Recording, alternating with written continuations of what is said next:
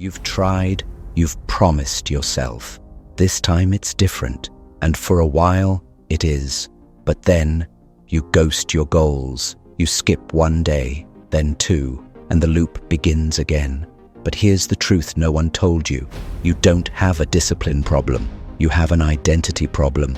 Every action you take is a vote for the type of person you believe you are. So when you try to change your habits without changing your internal script, you'll always snap back. Because the old version of you, the one who gives up, the one who avoids pressure, the one who starts things and never finishes, that version is still driving the bus. Even when you consciously want growth, your subconscious wants comfort. It wants familiarity. It wants the known loop. And unless you rewrite that internal code, every new routine is just cosmetic. You've chased motivation. You've consumed content. You've written in planners, downloaded habit apps, bought books with flashy titles. But motivation isn't the answer, because motivation is a spark. It's fire on day 1. But where is it on day 11, when you're tired, sore, and no one is clapping? Motivation is unreliable.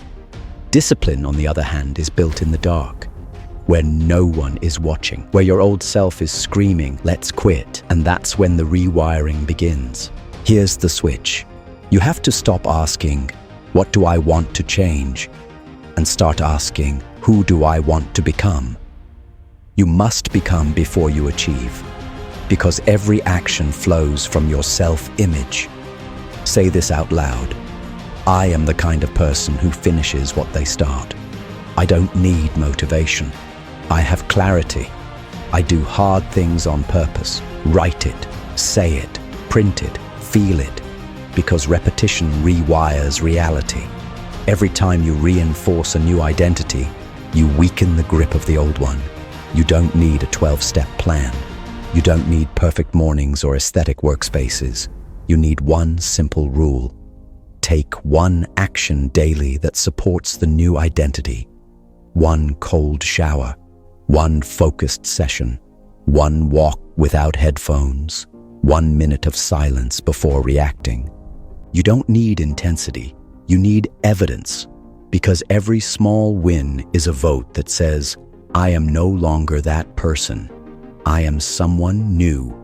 Most people run from pressure, but pressure is a gift. Friction is a test, and pain is the forge. When the voice in your head says, "This is too much," you don't silence it. You respond with action. You train it. You condition it until discomfort becomes normal, until showing up is who you are, not what you try to do.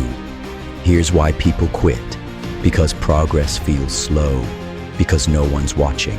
Because you still believe that failure means you're not ready. But that's a lie. Failure doesn't mean you're broken. It means you're fighting the old code. And that fight is supposed to be messy, because it's not just about change. It's about rebirth. Here's the challenge. For 30 days, every action you take must align with this sentence. I'm the kind of person who finishes what they start. Not, I'll try. Not, I'll see how I feel. You decide. You act. You win the vote. Daily. Not to impress others. Not for dopamine. But because this is who you are now. You don't need to wait. You don't need more time. You just need to decide who you are. And once that decision is real, your actions will follow. You're not here by accident. You're here because some part of you knows you're meant for more. Not tomorrow, not someday, now. So if this hits something inside you, don't scroll past. Tap like, smash subscribe. Join the discipline theory, where we don't chase hacks.